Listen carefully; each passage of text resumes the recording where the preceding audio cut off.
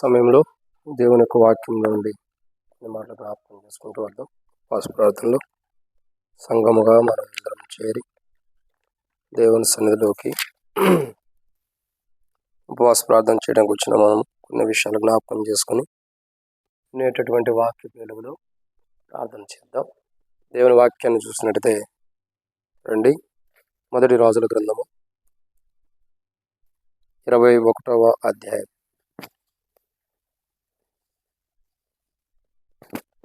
మొదటి రాజుల గ్రంథము 21వ అధ్యాయము మనం చూసినట్లయితే దేవుని వాక్యాన్ని 9వ వచనాన్ని చదువుదాం. మొదటి రాజుల గ్రంథం 21వ అధ్యాయం 9వ వచనం.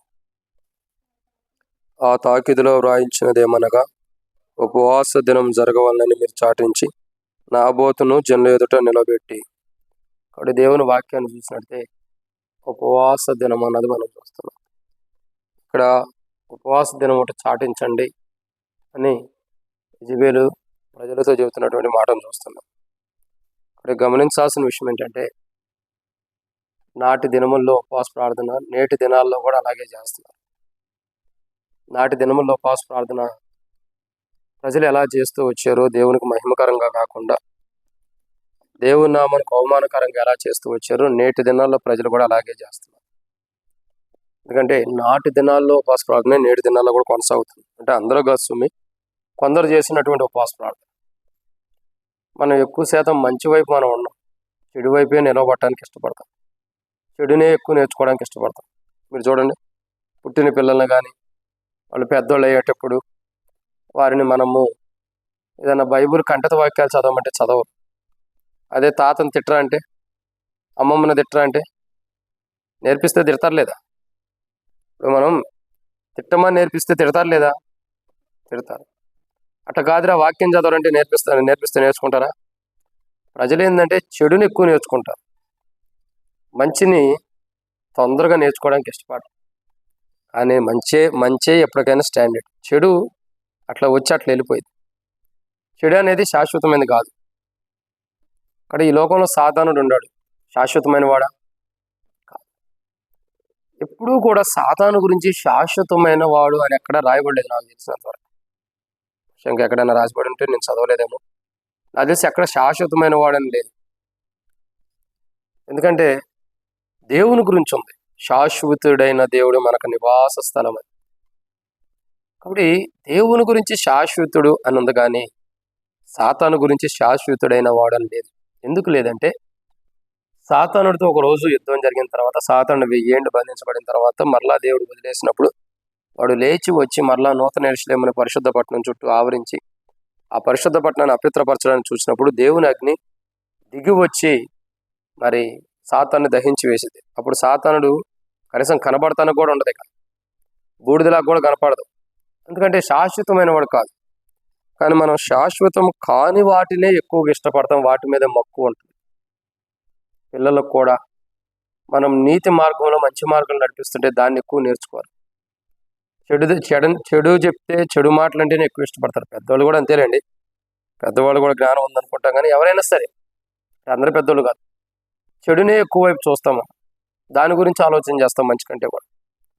అక్కడ ఎక్కడ కూడా ఏం చెప్తుందంటే ఆమె ఉపవాస ప్రార్థన, ఉపవాస దినం ఒకటి ఆచరించండి అంట.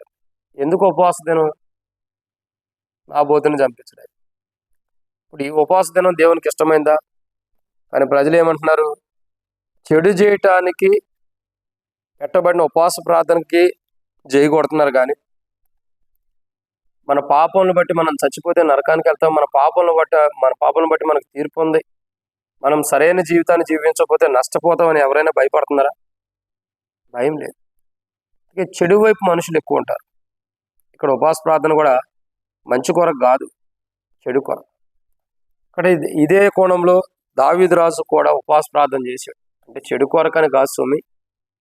దావీదు రాజు ఉపవాస ప్రార్థన చేసిన అనుభవం చూసినట్టే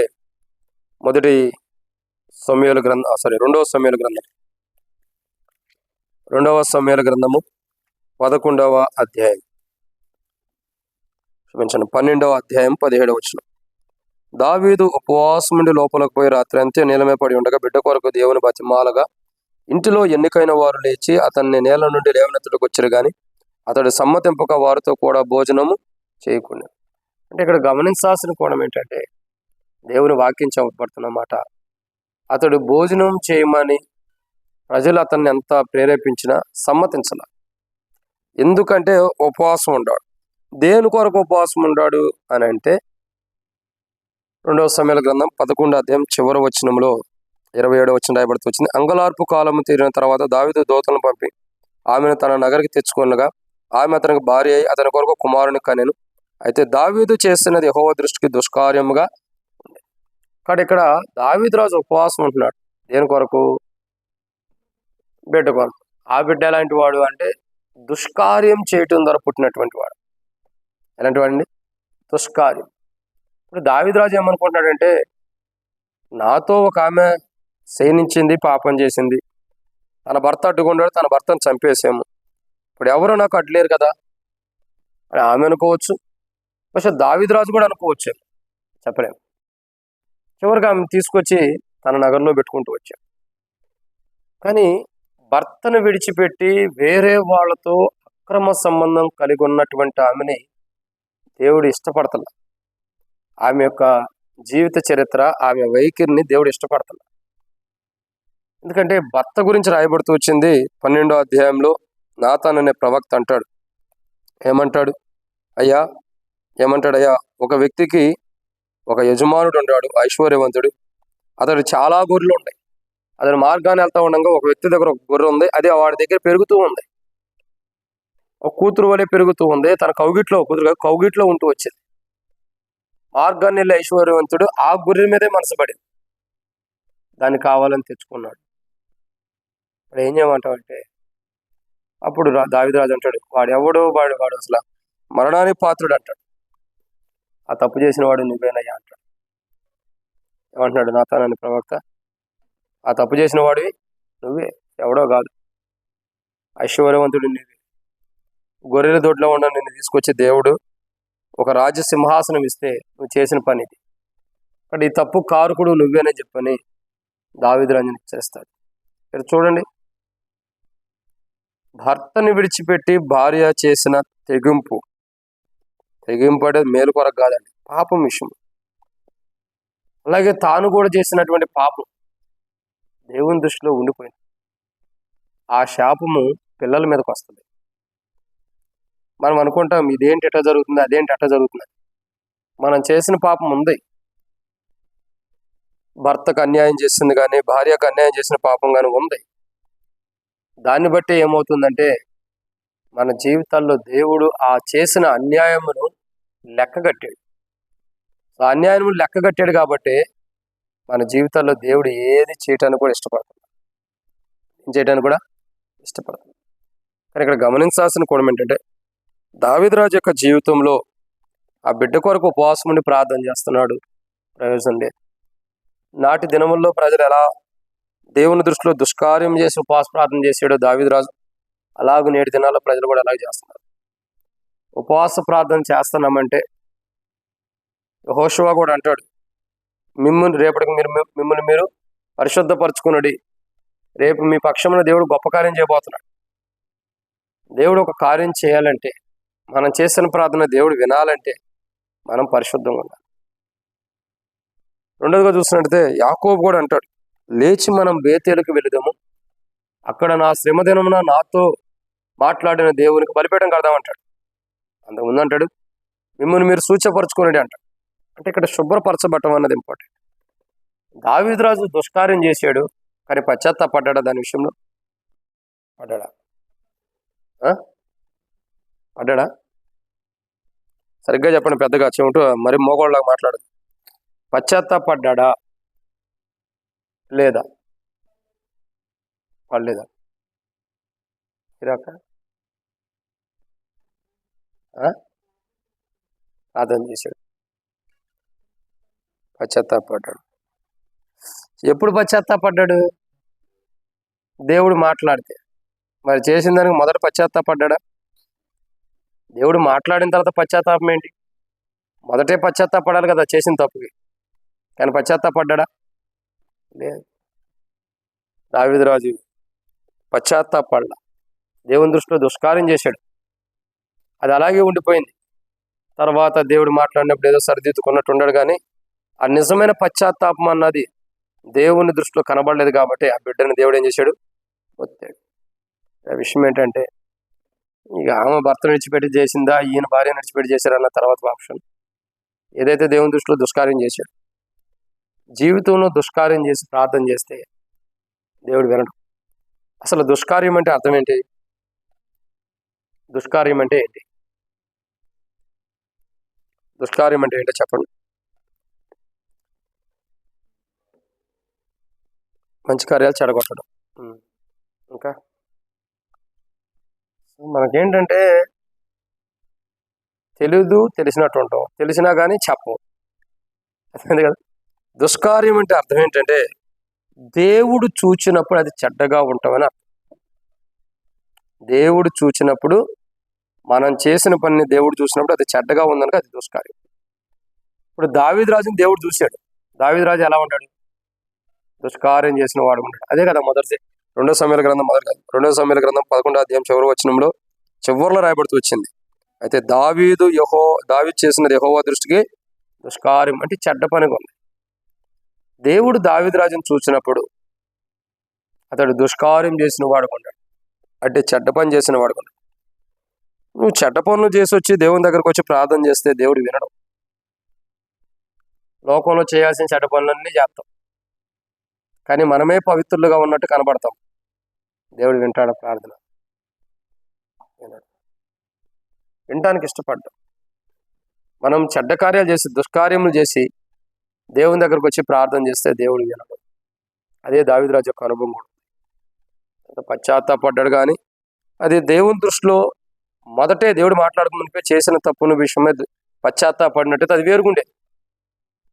కానీ ఇక్కడ గమనించాల్సిన కూడా ఏంటంటే, సరే దాని విషయం తర్వాత చూద్దాం. గమనించాల్సిన మాట దుష్కార్యం.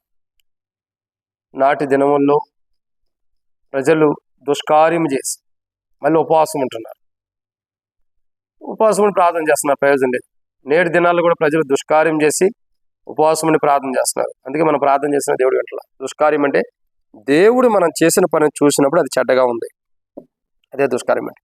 చాలా ఉండే దుష్కార్యం అన్ని అర్థాలు. ఒక కోణం ఏంటంటే దేవుడు మనం చేసిన పని చూసినప్పుడు అది చెడ్డగా ఉంది, కానీ మనకు ఎలా ఉంది? అది మనకు మంచిగానే ఉండదు. మనం చేసిన పని మనకు ఎలా అనిపించింది? అదే బైబిల్ అంటాం. ఒకని ఎదుట తన మార్గం ఎలా ఉంది? సరైనదిగా కనపడుతుందంట. నేను వెళ్ళేదే కరెక్ట్ మార్గం, వాళ్ళు వెళ్ళేదే తప్పు అంట. సరే, మేము వెళ్ళేది తప్పే. నువ్వు వెళ్ళే మార్గం దేవుని దృష్టిలో ఎలా ఉంది? నీకు సరైనదిగా కనపడుతుంది, కానీ తుదికి అది ఎక్కడికి తీసుకెళ్తుంది? మరణానికి దారి తీస్తుందంట. ఇప్పుడు మేం చేసేది తప్పు మార్గం, ఓకే. నువ్వు చేసేది కరెక్ట్ మార్గం, మంచిదే. కానీ నేను దేవుని ఎదుటికి వెళ్ళినప్పుడు ఎవరి మార్గం సరైనది కనపడుతుంది? నీ మార్గం ఎదుటి సరైన కనపడింది, తుదికి అది మరణాన్ని దారి చేస్తుంది. ఇప్పుడు దేవుని మార్గంలో ఉంటే ఏమవుతుంది? అది నీకు కష్టం అనిపించినా, నీకు బాధ అనిపించినా, కానీ అది దేవునిలో చూసినప్పుడు సరిగా ఉంది. కానీ మన ఎదుటి మనం చూసేది ఏంటంటే, నేను చేసేదే కరెక్ట్. మూర్ఖ స్వభావం కలిగిన వారు, మన మనసులు మారం, మూర్ఖులు మనం, మనదే కరెక్ట్ అన్నట్టు పట్టుకుంటాం. కానీ దేవుని దృష్టిలో వేరు. దావీదు రాజు కూడా తను చేసింది ఏదో చేసేసేసాను అనుకున్నాడు, కానీ దేవుని దృష్టిలో అది దుష్కార్యం లాగుంది, చెడ్డ పని లాగుంది. దేవుడు చూశాడు, అది చెడ్డ పని లాగుంది. అందుకే దావీదు రాజు ప్రార్థన చేసిన దేవుడు వింటలా. మనం కూడా దుష్కార్యాలు చేసి, చెడ్డ పనులు చేసి దేవుని దగ్గరకు వచ్చి ప్రార్థన చేస్తే వినేస్తాడులే దేవుడు అనుకోవద్దు, వినడు. వినటానికి కూడా ఇష్టపడ్డాడు. సో బైబిల్లో ఒక 5 రాజులు లేదా 5 వ్యక్తులు దుష్కార్యం చేసిన వారు ఉన్నారు. దుష్కార్యము చేసిన వారు ఉన్నారు. వారు దుష్కార్యం చేసినటువంటి ఎవరు బైబిల్ అంటే ఒక 5 వ్యక్తులు మనం చూడవచ్చు. వారిలో మొదటి వ్యక్తి ఎవరన్నది మనం చూడక మునుపు ప్రభు నడిపింపు చిన్న ప్రార్థన. మమ్మల్ని మిక్కులకి ఎక్కువగా ప్రేమించిన ప్రియపరలోక తండ్రి, పరిశుద్ధుడు అయిన దేవానికి స్తోత్రాలు. మీరు ఇచ్చిన కృపకై వందనాలు. సమయం తండ్రి, కొన్ని మాటల వాక్యం ధ్యానించబోతున్న సహాయం చేయండి.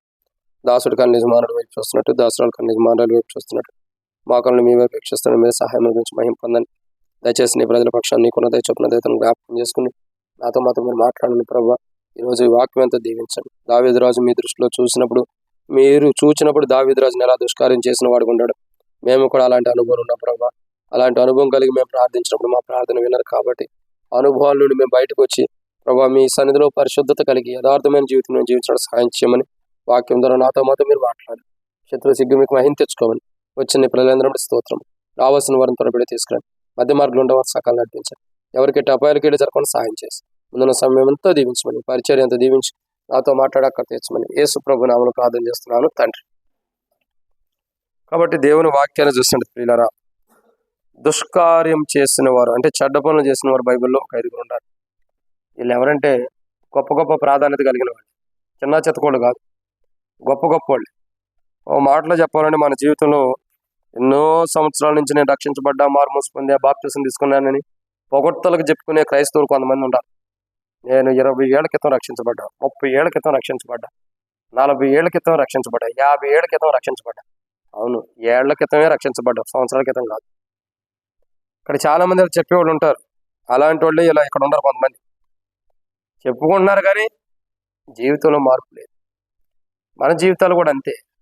చెప్పుకోవడానికి పేరు, నేను అప్పుడు రక్షించబడ్డా, ఇప్పుడు రక్షించబడ్డా, అప్పుడు ఇబ్బో అట్ట చేశాను, ఇప్పుడు ఇబ్బో ఎట్ట చేశానని. ఇప్పుడు ఏం చేస్తున్నా? అప్పుడు చేసి ఇప్పుడు చెడగొడుతున్నావా? వాక్యం అన్నది ఇంపార్టెంట్. జీవితం అన్నది పరీక్షించుకోవాలి. బైబిల్ చెబుతున్నమాట, కొంతమంది రాజులు దేవుని దృష్టిలో దుష్కార్యం చేసిన వారు అన్నారు, చెడ్డ పనులు. వాళ్ళు మొదటి వ్యక్తి ఎవరంటే రండి, మొదటి రాజుల గ్రంథం 16వ అధ్యాయం.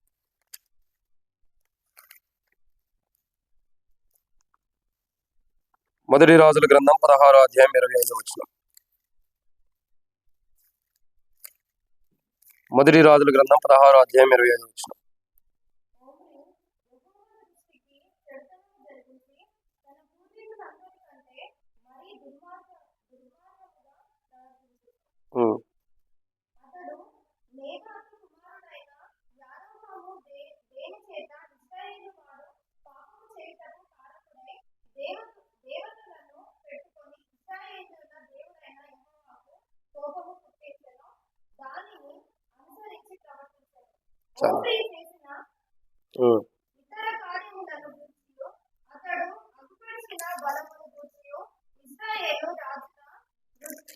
చాలు చాలు అమ్మా, అది రాదులే మీకు.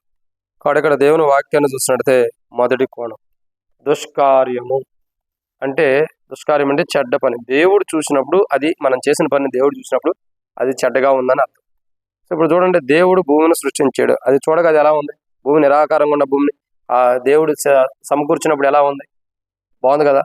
దేవుడు చీకటిని వెలుగును వేరుపరిచినప్పుడు ఎలా ఉంది? మంచిగా ఉంది. అంటే దేవుడు చూసినప్పుడు మంచిగా ఉండదే దేవుని దృష్టిలో ఘనమైంది. సో ఇప్పుడు దేవుడు ఏం చేసినా అది మంచిగానే ఉంది. కానీ ఇప్పుడు దావీదు రాజు చేసిన దేవుని దృష్టిలో ఎలా ఉంది? దేవుడు చూసినప్పుడు చెడ్డగా ఉందంటే దుష్కార్యం చేశాడని అర్థం. సో ఇక్కడ దుష్కార్యం చేసిన వాళ్ళు మొదటి వ్యక్తి ఎవరంటే, దేవుని వాక్యాన్ని మనం జాగ్రత్తగా గమనించినట్టయితే ఇక్కడ ఒక వ్యక్తిని మనం చూడొచ్చు. ఎవరి వ్యక్తి అంటే, ఎవరి వ్యక్తి? ఆహాబు, ఓమ్రి తర్వాత వచ్చినటువంటి వాడు. ఓమ్రి కుమారుడైనటువంటి ఆహాబు గురించి చూద్దాం. 28వ వచనంలో కూడా, ఓమ్రి తన పితరులతో కూడా నిద్రించి షమ్రోనులో సమాధి అందు పాతి పెట్టబడిను. అతని కుమారుడైన ఆహాబు అతనికి మరుగుగా రాజయ్యను. ఎవరంటే ఇతను? ఎవరంటే ఆహాబు. ఆహాబు యొక్క జీవితం ఏంటంటే, ఒక్క మాటలో చెప్పాలంటే అతడు విగ్రహారాధనకి ప్రోత్సాహపరిచినటువంటి వాడు. ఎలాంటి వాడండి? విగ్రహారాధన చేయటానికి ప్రోత్సాహపరిచాడు, పురుగొలుపునిచ్చాడు. చేయండి ఏం కాదు, చేయండి ఏం కాదు అని చెప్పాను. వీళ్ళారా దేవుని వాక్యాన్ని జాగ్రత్తగా గమనించినట్టయితే ఆహాబు యొక్క జీవితం, ఆహాబు యొక్క అనుభవాన్ని మనం చూసినట్టయితే, అతని యొక్క అనుభవాలు మనం తేరు చూసినట్టయితే, అతడు విగ్రహారాధన చేయటానికి ప్రాముఖ్యంగా ప్రోత్సాహపరిచినటువంటి వాడు. తన జీవితాన్ని మనం గమనించినట్టయితే, తన అనుభవాలు మనం చూసినట్టయితే విగ్రహారాధన చేయటానికి ఎంతగానో ప్రోత్సహించినటువంటి అనుభవాలు ఉంటాయి. కాబట్టి దుష్కార్యం అంటే, చెడ్డ పని అంటే, ఇప్పుడు దావీదు రాజు చేసిన పని ఎలా ఉంది దేవుని దృష్టిలో అంటే, విగ్రహారాధనని ప్రోత్సహించడమే చెడ్డ పని. ఒక రకంగా చెప్పాలంటే ఆ అనుభవంలోకి వచ్చేసాడు దావీదు రాజు. ఎందుకు వచ్చేసాడంటే, ఇప్పుడు బెత్షెబా ఆయనకి ఎలా ఉంది? అందముగా ఉంది. అక్కడ ఆమెను చూసినప్పుడు సౌందర్యం కనపడతాం, ఇష్టపడుతున్నాడు, కనపరుస్తున్నాడు అంటే కనపరుస్తున్న అనుభవం. అక్కడ ప్రోత్సహించడం. అక్కడ దావీదురాజు యొక్క అనుభవం చూడగా, దావీదురాజు నాటి దినాల్లో ఉపవాస ప్రార్థన ఎలా చేశాడు, నేటి దినాల్లో మనం అలా చేస్తే కుదరదు. అంటే దావీదురాజు చేసిన ప్రార్థన మళ్ళీ వేరుగా ఉంటాయి. కానీ ఈ పర్టికులర్గా ఈ సిచ్యువేషన్లో చూస్తే ఇలాంటి అనుభవంలో మనం ప్రార్థన చేయకూడదు. దుష్కార్యం అంటే ఒక్క మాటలో చెప్పాలంటే విగ్రహారాధన ప్రోత్సాహపరచడమే దుష్కార్యం. అది దేవుని దృష్టిలో చాలా భయంకరమైన పాపం. ఇప్పుడు యేసు ప్రభు బొమ్మ పెట్టుకుని మనం దానికి ఆరాధన చేస్తున్నాం అనుకో, అది భయంకరమైన పాపం. చాలామంది యేసు ప్రభు బొమ్మ, మరేమో బొమ్మలు పెట్టుకుంటారు. ఇంకా చెబుతూ వస్తారు, యేసు ప్రభు బొమ్మని ఇంట్లో పెట్టుకో, నీ ఇంటి ముందర పెట్టుకో, నీకు మంచి మేరే జరిగిద్ది కానీ కీడు జరగదంట. అది ఆల్రెడీ బొమ్మ అన్నది మనకు అర్థమైపోతుంది కదా, అది ఆల్రెడీ విగ్రహము అన్నది మనకు అర్థమైపోతుంది కదా. విగ్రహం దేని నుండి తయారు చేయబడుతుంది? మనకు అన్యుల గురించి వద్దు, అందరూ క్రైస్తవుల గురించి నేను చెప్తున్నా. యేసు ప్రభు వారు సిలువు పెట్టుకుని ఆ బొమ్మలు పెట్టుకునే వారి గురించి నేను చెబుతున్నా. మనకు అన్యుల గురించి వద్దు, వాళ్ళ విధానం వాళ్ళు వెళ్ళిపోతున్నారు. సో మా క్రైస్తవ జీవితాన్ని గురించి చెబుతున్నా. యేసు ప్రభు బొమ్మ పెట్టుకుంటాం, దాన్ని పూజ చేసేవాళ్ళు ఉంటారు. ఓ సిలువను కొనుక్కొచ్చుకుంటాం, దాన్ని ఇంట్లో పెట్టుకుని పూజించేవాళ్ళు ఉంటారు. బైబుల్ ఏంటంటే మనం కూడా చెబుతూ వస్తాం, ఇంటి ముంగట మరి యేసు ప్రభు ఫోటో పెట్టుకయ్యా, సిలువు పెట్టి ఇంటి ముందర అంటాం. అది ప్రోత్సాహపరచడం. విగ్రహారాధన ప్రోత్సాహపరచడం ఏంటంటే అది పెట్టు ఇది పెట్టారు. ఇప్పుడు దావీదురాజు కూడా చేసింది అదే. దావీదురాజు ఏం చేశాడు? ఉరియాని చంపించడానికి ఆ ఉరియాని చంపించడానికి చేసిన ప్లాన్లు అంతా ఎంత కాదు. ఇదంతా కారణం ఏంటి? ప్రోత్సాహపరచడం. సో ఇక్కడ మొదటి కోణాన్ని చూసినట్టయితే విగ్రహారాధన ప్రోత్సహించడం ఆహాబు యొక్క జీవితంలో ఉంది. సో మనం కూడా ఎప్పుడైతే మనం అట్లా ప్రోత్సహించే వారు ఉంటామో, ఎప్పుడైతే అట్లా ప్రోత్సహించడానికి ఇష్టపడతామో, అప్పుడు మన జీవితాల్లో కూడా చాలా నష్టపోయే వరకు ఉంటాం. కాబట్టి దేవుడు మనతో మాట్లాడే మాట ఏంటంటే, మనం ఏ పాపానికి దేన్ని కూడా మనం ప్రోత్సాహపరచకూడదు. ప్రోత్సాహపరచడం అంటే ఎంకరేజ్ చేయకూడదు. నువ్వు చేయి, నీకెందుకు నేను ఉండాలి, చేయి మంచిదేలే, నువ్వు చేసే పని అంటాం. చాలాసార్లు మనం చూసేది ఏంటంటే, ఎవరైనా చెడ్డ పని చేస్తుంటే నువ్వు చేయి, నీకెందుకు నేను ఉండాలంటాం. నేను ఉన్నాను కదా, నువ్వు దేనికుండా? పక్కనుండి దుష్కార్యములు పడేయటానిక? పక్కనోడు పాపంలో పడిపోవడానికి ప్రోత్సహిస్తున్నావు. నువ్వు ఉండాల్సింది దేనికి? ఒక వ్యక్తి పడిపోయిన వాడిని, గుంటలో పడ్డవాడిని, జిగటగల దొంగ భూమిలో ఉండేవాడిని లేవనెత్తడానికి కదా నువ్వు ఉంది. కానీ మన జీవితాలు ఎలా ఉంటాయంటే, ఎవడన్నా తప్పు చేస్తుంటే ఇంకా చేయి నేను కూడా తోడుకుంటా, నీకేం పర్లేదంట. ఇప్పుడు తోడుగా ఉంటారు. నువ్వు పట్టుబడినప్పుడు ఎవడో నీ వెనకాల ఉంటాడు. నేను ప్రోత్సాహపరిచినవాడు, నీకు పురుకొలుపునిచ్చినవాడు. నువ్వు తప్పు చేయి, నేను వెనకాల ఉంటాను. ఇదిగో దొంగతనం చేయి, ఈ పాపం చేయి, ఈ మాటలు మాట్లాడు, అటదిట్టు అని ప్రోత్సహించేవాడు ఉంటాడు. ఓ రోజు వాళ్ళు వెనక్కి వెళ్ళిపోతారు, అప్పుడు నువ్వు ఒక్కడవే మిగిలిపోతావు. ఇప్పుడు ఎదుటి వ్యక్తి ద్వారా ప్రోత్సహించబడినందుకు నువ్వు ఎక్కడికి వెళ్తాను? ఇప్పుడు అది దెబ్బలు తినేది నువ్వే. దావీదురాజు అలాంటి స్థితిలో ఉన్నాడు. ప్రోత్సహించబడ్డాడు. శరీరాన్ని బట్టి, శరీర కోరికలను బట్టి, శరీర విషయాల్లో ప్రోత్సహించబడ్డాడు. తన శరీరమే తన ప్రోత్సహించింది. దావీదురాజు పాపం చేయం పర్లేదు, దావీదురాజు పాపం చేయని చెప్పని తన శరీరమే, తన దేహమే తనని ఏం చేసింది? ప్రోత్సాహపరిచింది. మన శరీరము, మన దేహమే మనల్ని ప్రోత్సాహపరిచింది. పర్లేదు చేయి, పర్లేదు పాపం చేయి అని ప్రోత్సాహపరిచింది. ఒక రోజు మనం దేవుని తీర్పులోకి వచ్చేవారు ఉంటాం. చూడండి ఎంత దారుణమైన విషయమో.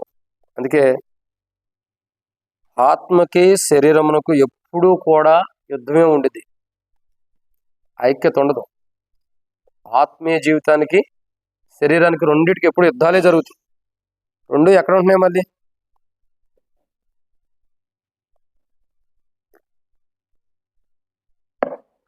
రెండు ఎక్కడ ఉంటున్నాయి? శరీరంలోనే ఉంటాయి. మన శరీరం మనలోనే ఉంది, మన ఆత్మ మనలోనే ఉంటుంది. శరీరంలో కాదు, మనలోనే ఉంటాయి. కానీ రెండింటికి ఒకదానికోటి పోరాటాలు. దావీదురాజు యొక్క శరీరం ప్రోత్సాహపరిచింది. ఏమని? దావీదురాజా, నీకేం కాదులే, నువ్వు రాజు కదా, పాపం చేయాలి. ఇప్పుడు దావీదురాజు ఏం చేశాడు? పాపం చేస్తూ వచ్చాడు. శరీరం ప్రోత్సహించడం ద్వారా చేసిన పాపమును దేవుడు చూసినప్పుడు అది ఎలా ఉంది దేవుని దృష్టిలో? దుష్కార్యం. సో మన జీవితాల్లో కూడా మనం ఏదైనా పాపం విషయమై మన శరీరాలు ప్రోత్సహించినప్పుడు అది విగ్రహారంతో కూడినటువంటి అనుభవం. మన శరీరం ఏదైతే పాపం చేయడానికి ప్రోత్సహించిందో ఆ ప్రోత్సహించబడిన అనుభవంతో కూడి మనం దేవుని సన్నిధికి వచ్చి ప్రార్థన చేస్తే దేవుడు మన ప్రార్థన వినడు, ఇది మొదటిది. ఇక రెండో విషయాన్ని చూద్దాం. రెండో విషయాన్ని చూసినట్టే రెండవ రాజుల గ్రంథం 21వ అధ్యాయం. రెండవ రాజుల గ్రంథం. దేవుని దృష్టిలో దుష్కార్యం చేసిన వారిలో మరొక వ్యక్తిని చూస్తాం. రెండవ రాజుల గ్రంథం 21వ అధ్యాయం 2 నుండి దాదాపు 6 వచనాలు. అతడు చదవమ్మా.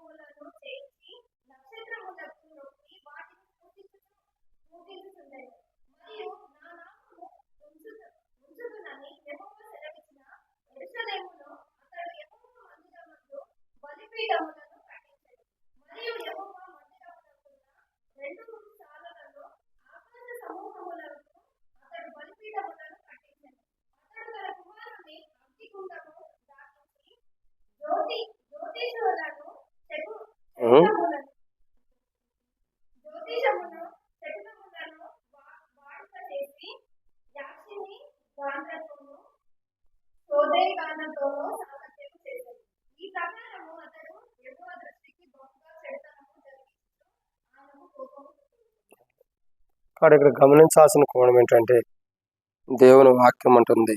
రెండవ రాజుల గ్రంథం 21వ అధ్యాయం 2 వచనాల నుండి 6 వచనాలు చూసినట్టయితే మనష్షే కనపడుతున్నాడు. ఇక్కడ ఎవరండి?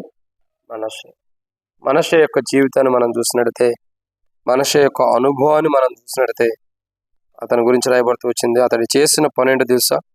చెడ్డ పని చేసేది. ఏంటి ఆ చెడ్డ పని అంటే చూడండి 6వ వచనం. అతడు తన కుమారుని అగ్నిగుండం దాటించి ఏం చేస్తున్నాడండి?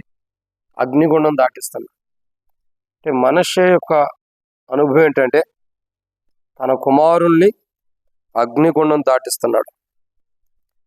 వాస్తవానికి అది దేవుడు చేయొద్దని ఎప్పుడో చెప్పాడు. అలాంటి అనుభవాలు ఉండకూడదు. అగ్నిగుండం దాటించడం. మనష్షే చేస్తున్న పని ఏంటి? అగ్నిగుండం దాటిస్తున్నాడు. అంటే ఒక మాటలో చెప్పాలంటే వ్యాఖ్యానంలో కూడా ఉంది, కుమారుని అగ్నికి బలర్పించాడంట. ఏం చేశాడండి? కుమారుని అగ్నికి బలర్పించాడు అన్నట్టు కూడా ఉంది. అది వాస్తవమైన తర్వాత కానీ ఇక్కడైతే తన కుమారుని అగ్నిగుండం దాటించాడంట. దేవుని దృష్టిలో అది దుష్కార్యంగా ఉంటుంది. అగ్నిగుండం దాటించడం అది మనుషులు ఇష్టపడేది ఉంటుంది, కానీ దేవుడు ఇష్టపడతలే దాన్ని. దేవునికి అసహ్యంగా ఉంటుంది. దేవుడు చూసినప్పుడు, దేవుని దృష్టిలో దేవుడు చూసినప్పుడు ఈ యొక్క మనష్షే చేసిన పని ఏంటంటే దేవుని దృష్టిలో ఎంతో దుష్కార్యంగా ఉంటుంది. తన కుమారుల్ని అగ్నిగుండం దాటించి జ్యోతిషమునకును శకునముకును వాడుక చేసి ఇంకా అనేక మంది ఉంటూ వస్తున్నారు. యెహోవా దృష్టికి చెడుతనం జరిగించి ఆయన కోపం పుట్టించాడు. చూడండి, దేవుడు మనష్షేను చూసినప్పుడు, దేవుడు ఆహాబుని చూసినప్పుడు విగ్రహారాధన ప్రోత్సాహపరుస్తున్నాడు. దేవుని దృష్టిలో దుష్కార్యం చేసిన వాడుకున్నాడు. మనష్షేను చూసినప్పుడు మనష్షే ఎలా ఉన్నాడు? అక్కడ చూడండి ఎంత గొప్ప మాట. మనష్షే యొక్క జీవితాన్ని గురించి చూసినప్పుడు 3వ వచనం. తన తండ్రి అయిన హిజ్కియా పడగొట్టిన ఉన్న స్థలంలో అతడు తిరిగి కట్టించి బయలుదేవతలకు బలిపీఠం కట్టించి. మెయిన్ ప్రాముఖ్యత ఏంటంటే తన తండ్రి ఉన్నత స్థలములు ఏదైతే పడగొట్టాడో మరలా వాటిని కట్టేస్తున్నాడు, తిరిగి చేస్తున్నాడు. అదే వచనం ఉంది. ఆహాబు చేసినట్టు దేవతా స్తంభం చేయించి నక్షత్రం మొక్కి వాటిని పూజించుచున్నాడు. దేవుని దృష్టిలో ఇది దుష్కార్యం. ఏంటంటే చెప్తున్న మాట ఏంటండి? ఒక మాట అక్కడ ఉంది, ఉన్నత స్థలములను అతను ఏం చేశాడు? పడగొట్టాడంట. సరే, ఎవరు? హిజ్కియా. ఇప్పుడు ఈయన ఏం చేస్తున్నాడు? తిరిగి వాటిని కట్టించుకుంటున్నాడు. సో యేసు ప్రభు ద్వారా మన జీవితంలో ఉన్న పాపము, మన జీవితంలో ఉన్న లోకము, శరీరాశిని, మనలో ఉన్న ప్రతి పాపము, ప్రతి దోషాలు, ప్రతి అపవిత్రత అంతా కూడా యేసు ప్రభు కలువరి శిలువ ద్వారా పడగొట్టబడ్డాయి. ఏమేనండి? పడగొట్టబడ్డాయి. మనలో ఉన్న ప్రతి పాపపు జీవితం, అపవిత్రమైనది, లోకం కానీ శరీరం కానీ వాట్ ఎవర్ మేబీ ఏదైనా సరే అంతటితో కూడినటువంటి పాపాలు, దోషములు ఏవైతే ఉండే అపరాధములు, అవన్నీ మన నిమిత్తమే యేసు ప్రభువారు కలువరిశిలో ప్రాణం పెట్టి చనిపోయి తిరిగి లేవటం ద్వారా ఇవన్నీ పడగొట్టబడ్డాయి.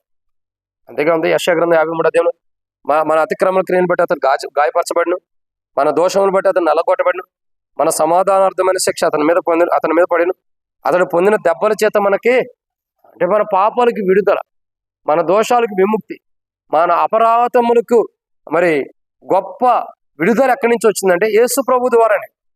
ఆయన కలువరిశిలో ప్రాణం పెట్టడం ద్వారా, ఆయన కలువరిశిలో ప్రాణం పెట్టి చనిపోయి తిరిగి లేవడం ద్వారా మనకు గొప్ప విడుదల వచ్చింది. కానీ హిజ్కియా ఉన్నత స్థలమును పడగొట్టాడు, అది దేవునికి అయిష్టకరమైన కాబట్టి పడగొట్టాడు. ఇప్పుడు మనషే ఏం చేస్తాడు? మళ్ళీ వెళ్ళి తిరిగి కట్టుకుంటున్నాడు. మన జీవితాలు ఏంటంటే, ఏవైతే మనం పడగొట్టుకుంటామో, ఏవైతే ఇవి నాకు వద్దు ప్రభు అని దేవుళ్ళు విడిచిపెడతామో, మళ్ళీ ఉపవాస ప్రార్థన చేసేటప్పుడు అవే తీసుకొస్తాం. ఎందుకు ఉపవాస ప్రార్థన చేసేటప్పుడు తీసుకొస్తానంటున్నామంటే, ఇంకా జీవితం ఎక్కడ మారింది? ఫస్ట్లో యుద్ధానే కదా. యేసు ప్రభు శిలువ ద్వారా మనం కడగబడింది, ఆ రక్తం ద్వారా కడగబడింది ఆ యుద్ధానే కదా. ఇప్పుడు ఒక మాట జీవితం చూడండి, దొంగతనం చేయటం ఇష్టం, ఇప్పుడు నాకు ఆ జీవితం వద్దనే కదా. అబద్ధం ఆడటం ఒకప్పుడు ఇది వద్దు ప్రభు అనే కదా. మోసం చేయటం ఉంది, ఇప్పుడు ఇది వద్దు ప్రభు అనే కదా. ఒకప్పుడు కోపం ఉంది, ఇప్పుడు ఇది వద్దనే కదా. ఒకప్పుడు అబద్ధాలు ఆడటం ఉంది, అది వద్దనే కదా. ఇప్పుడు అంటే నీకు ఏది వద్దు అనుకునైతే దేవుళ్ళలోకి వచ్చేవి, ఇప్పుడు అదే ఉంది. దాన్ని తిరిగి కట్టుకున్నాం. మళ్ళా ఏదైతే ఆయన కలువరి శిలువ ద్వారా మన హృదయాల్లోకి రావటం ద్వారా పడిపోయిందో, అది కోల్చబడుతూ వచ్చినాయో, వాటిని మరలా రానున్న దినాలు ఇప్పుడు ఏం చేసాం? మరలా తిరిగి కట్టుకుంటాం. ఇప్పుడు రక్షించబడిన కొత్తలో చూడండి, ఎవరనేదాన్ని అంటే దేవుడు చూసుకుంటాడంట. రక్షించబడిన ఒక రెండు సంవత్సరాలు చూడండి, చూస్తాం ఒక 4-5 సంవత్సరాలు అయిందనుకో, మనం చూస్తాం. ఇక దేవుడు చూసుకుంటాడు అనుకున్న తర్వాత ఏమైంది? మనం చూస్తాం. ఇక అంటే ఏమైపోతుంది? విశ్వాస జీవితం ఎక్కువైపోయింది, బాగా ఆత్మీయ జీవితం ఎక్కువైపోయింది, రక్షణ అనుభవం బాగా ఎక్కువైపోయింది. అందుకే దేవుడు చూడాల్సిన పనిని కూడా నువ్వు చూసేస్తున్నావు. చూడండి, మీరు ఎవరినైనా రక్షించబడిన వాళ్ళని, నూతనంగా రక్షించబడిన వాళ్ళు ఫస్ట్ ఏదైనా తిట్టండి, దేవుడు చూసుకుంటాడులే అన్న అంటారు. మరలా కొన్ని సంవత్సరాల తర్వాత తిట్టండి, వాళ్ళు చూసుకుంటారు, దేవుడు చూసుకోడు. అంటే దీన్ని బట్టి అర్థం ఏంటంటే, మన జీవితాల్లో పోగొట్టుకున్న దాన్ని తిరిగి కట్టుకుంటున్నాం.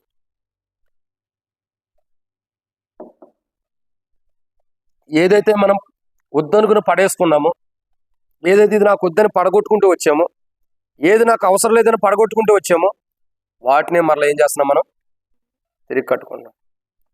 ఏది వద్దనుకున్నామో అదే తిరిగి కట్టుకుంటున్నాం. ఏది వద్దనుకుని విడిచిపెట్టి వచ్చామో, ఏది కాదనుకుని విడిచిపెట్టి వచ్చామో, ఏది అవసరం లేదని విడిచిపెట్టుకొచ్చామో, ఏవైతే నాకు వద్దు అనుకుని విడిచిపెట్టావు, ఇది మంచిది కాదని, అది దేవుని దృష్టిలో చెడ్డకార్యం, దుష్కార్యం అని ఏదైతే విడిచిపెట్టామో దాన్నే ఇప్పుడు కట్టుకుంటున్నారు మనుషులు. అహంకారం, గర్వం, అతిశయం. ఎంత గర్వం ఉండిదంటే మనలో చెప్పటానికి కూడా అవకాశం ఉండదు. భయంకరమైన గర్వం. వాళ్ళందరం మంచివాళ్ళలాగానే ఉంటాం, అందరూ చక్కగా ప్రైజ్లాడి చెప్పుకుంటాం. లోపలుండే గర్వం అది దేవునికి మాత్రమే తెలిసి. ప్రతిదీ పడగొట్టాడు ఆయన కలువరి శిలువ ద్వారా పూర్తిగా మనల్ని. అందుకే పౌలు అంటాడు, ఇక జీవించువాడను అంటే అర్థం ఏంటి? సమస్తాన్ని ఆయన కలువరి శిలువ ద్వారా పడగొట్టేశాడు. ఇక నాలో నేను లేను అంటున్నాడు. కానీ ఇప్పుడు మనషే వచ్చి ఏం చేస్తున్నాడు? మరలా తిరిగి కడుతున్నాడు. మన జీవితాల్లో మనషే లాంటి వాళ్ళు మళ్ళీ ఎదురవుతారు. అప్పుడు మనం తిరిగి కట్టుకుంటాం పోగొట్టుకున్న వాడిని. ఏ వద్దంటామో, ఏది కాదనుకుని వస్తామో, ఏది కాదనుకుని దేవునిలోకి వచ్చామో, మరలా వాటినే తిరిగి కట్టుకుంటాం. మాట చెప్పండి, దేవుల్లో భేదాభిప్రాయాలు ఉంటాయా? కులమతాలు ఉంటాయా? హెచ్చింపులు ఉంటాయా? ఘనతలు ఉంటాయా దేవుని మందిరంలో మనకి? మరి ఇప్పుడు ఎందుకు కావాలి ప్రజలకి? ఇదే కారణం. ఘనత, నన్ను పొగడ్డు, నాతో మాట్లాడు, నన్ను హెచ్చించడు, ఇంకా నన్ను గురించి ఎక్కువ మంది చెప్పడు, ఇవన్నీ ఘనతలు. ఒకప్పుడు ఇది తీసేసాడు కదా, ఇది వద్దనుకునేక వచ్చింది, మళ్ళీ ఇప్పుడు కావాలి అంటే అర్థం ఏంటి? ఏది వద్దనుకున్నామో దాన్ని పొందుకుంటాం. మనషే కూడా అదే చేశాడు. తన తండ్రి అయిన హిజ్కియా ఉన్నత స్థలముల మీద ఉన్నటువంటి ఆ బలిపీఠ దేవతలను పడగొట్టినప్పుడు మనషే వాటిని తిరిగి కట్టుకుంటాడు. ఇప్పుడు దావీదు రాజు అనుభవం కూడా అంతే. ఏదైతే దేవుడు పడగొట్టాడో అంటే ఉన్నత స్థలము దావీదు కట్టాడని కాదండి, అలాంటి అనుభవంలోకి వచ్చేసాడు. దేవుని దృష్టిలో దుష్కార్యం అంటే, దేవుని దృష్టిలో దుష్కార్యం అంటే అర్థం ఏంటి? విగ్రహారాధన ప్రోత్సాహపరచడం, ఎదుటి వ్యక్తిని పాపంలో పడవేయడానికి ప్రోత్సహించడం. ఇప్పుడు దావీదు రాజు బెత్షెబ దగ్గర దూతలు పంపినప్పుడు ప్రోత్సహించినట్టే కదా, అంటే పాపంలో పడవేసినట్టే కదా. ఇప్పుడు మరలా ఏం జరుగుతుంది? మనష్షే వలె దేవునికి ఏం చేస్తున్నారు? దేవుని సన్నిధిలో పడిపోయిన వాటిని మరలా తిరిగి కట్టుకుంటున్నారు బలిపెట్టాలి. ఇసుకే అది వద్దు, అది మంచిది కాదని పడగొడితే దాన్నే కట్టుకుంటున్నారు. దావీదు రాజు కూడా చేస్తుందండి దుష్కార్యం. ఏది వద్దని దేవుడు పడగొట్టాడు, ఏది అవసరం లేదనుకుంటున్నాడు, దాన్నే మరలా తిరిగి దావీదు రాజు కట్టుకుంటున్నాడు. మన జీవితాల్లో కూడా ఇలా కట్టుకుని ఏది దేవుడు తన కుమారుని యొక్క కలువరి శిలువ ద్వారా మన జీవితంలో వాటిని పడగొట్టాడు, దాన్ని మరలా మనం తిరిగి కట్టుకుంటే మనం ప్రార్థన చేసిన దేవుడు అంగీకరించడు. ఇదన్నమాట. మూడో విషయాన్ని చూద్దామండి. మొదటి రాజుల గ్రంథం 15వ అధ్యాయం. మొదటి రాజుల గ్రంథం 15వ అధ్యాయం. దుష్కార్యము అంటే దేవుడు చూసినప్పుడు మనం చేసిన పని చెడ్డగా ఉందని అంట. దేవుడు చూసినప్పుడు మనం చేసిన పనుల్లో దేవుడు చూసినప్పుడు చెడ్డగా అనిపించింది. దేవుడు చూసినప్పుడు మనుషుల పని చూసినప్పుడు చెడ్డగా అనిపించిన వారిలో మొదటి వ్యక్తి అహాబు ఉన్నాడు. విగ్రహారాధన ప్రోత్సాహపరుస్తున్నాడు, తప్పు చేయడానికి ప్రోత్సాహపరుస్తున్నాడు. రెండోదిగా చూసినట్లయితే మనష్షే పడిపోయిన తన తండ్రి పడగొట్టినటువంటి విగ్రహాలను మరలా తిరిగి కట్టడానికి ప్రోత్సహిస్తున్నాడు, అంటే తిరిగి కడుతున్నాడు. వద్దనుకుని క్రీస్తులోకి వచ్చిన జీవితాన్ని మరలా తిరిగి కట్టుకుంటున్నాడు. దాన్ని బట్టి ప్రయోజనం లేదు, నష్టం తప్ప. ఇది మూడోదిగా చూసినట్లయితే మొదటి రాజుల గ్రంథం 15వ అధ్యాయం 33 వచనం 34 వచనం.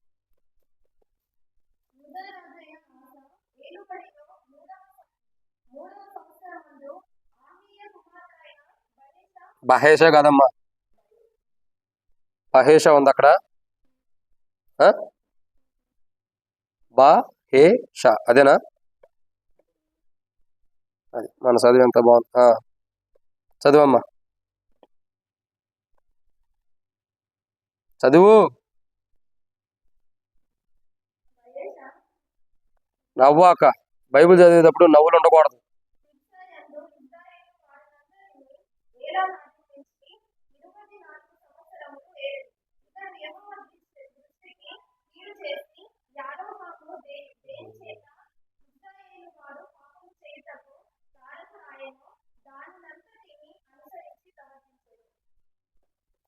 యారోబాం అంట, రోబాం పోయి యారోబాం.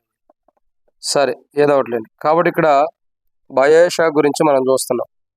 ఏంటంటే బయేషా యొక్క అనుభవాన్ని మనం చూసినట్టయితే, అతడు ఇశ్రాయేలు వారందరినీ ఏలనారు నుంచి 24 సంవత్సరాలు ఏలాడు. అతడు యెహోవా దృష్టికి కీడు చేసి యెరోబోము దేని చేత ఇశ్రాయేలు పాపం చేయడం కారకుడైన దాని అంతటిని అనుసరించి ప్రవర్తించాడు. ఇక్కడ మూడవ కోణం ఏంటంటే పాపంలోకి నడిపించాడని అర్థం. ఏం చేశాడండి?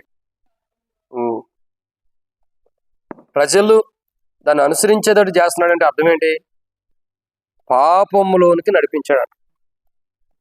ఇప్పుడు మనం పాపంలోకి అనేకులు నడిపించి, అనేకులు మనం పాపంలో పడవేస్తున్నాం, అనేకులు పాపంలోకి నడిపించి మళ్ళా దేవుని దగ్గరకు వచ్చి, ప్రభువా నేనేదో పాపం ఏదో చేసి ఉంటానేమో.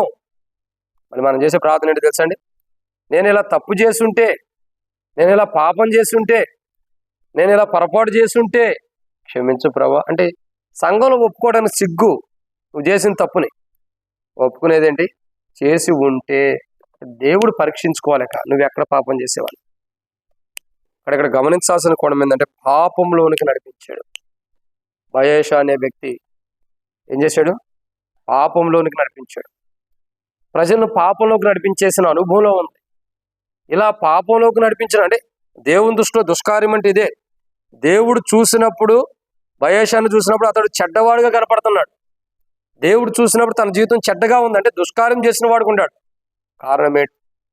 కారణం ఏంటంటే పాపంలోకి ప్రజలు నడిపించడం. ఎంతో మంది ప్రజల్ని మంచి మార్గం వైపు నడిపించుకోకుండా, మంచి మార్గం వైపు వెళ్ళకోకుండా పాపంలోకి నడిపిస్తున్నాడు. ఏడో ఒకటి చెప్పండి. సరే, నడిపించేవాడికి ఎటు బుద్ధి లేదు, నడిచేవాడికన్నా బుద్ధి ఉండాలి. మనం ఏ మార్గాన్ని వెళ్తున్నాము ఏంటన్నది. ఇప్పుడు బస్సు ఎక్కుతాం, బస్సు ఎక్కిన తర్వాత మనతో పాటు ఎవరో ఒకళ్ళు మనల్ని బయటకు తీసుకెళ్తున్నాడు అనుకోండి. బస్సు ఎక్కుతాం, ఎక్కిన తర్వాత అతడు టికెట్ తీసుకుంటాడు. ఎక్కడ తీసుకుంటాడు అన్నది ఏందన్నది మనకు ఒక ఆలోచన ఉండాలిగా. గుడ్డెద్ది వెళ్ళి చేలో పడ్డాడికి వెళ్ళిపోతాం మనం. నువ్వు బాధ నీ వెనకాల నేను వస్తా, నేను వెళ్తామా? మరి వీళ్ళు ఎట్ట వెళ్తున్నారు? ఆయన ఎటు పాపంలో పడేస్తున్నాడు మనుషుల్ని, ఆయన పని అంతే, పాపంలో పడేస్తున్నారు. మరి వీళ్ళైనా కొద్దిగా జ్ఞానం ఉండాలి కదా. అరే మనం ఎట్ట వెళ్ళాలి, మనం ఎందుకు వెళ్ళా పాపంలో పడవాలి? మనకన్నా కొద్దిగా ఆలోచన ఉండాలి కదా. ప్రజలకి ఆలోచన లేదు. ఆ ప్రజల యొక్క అసమర్థపు జీవితాన్ని ఏం చేశాడు బయెషా? సో దాన్ని ఏమంటారు, లోకంలో క్యాష్ చేసుకున్నారు అంటారు. దాన్ని ఏం చేస్తున్నాడు? దాన్ని సంపాదనగా మార్చేసుకున్నాడు.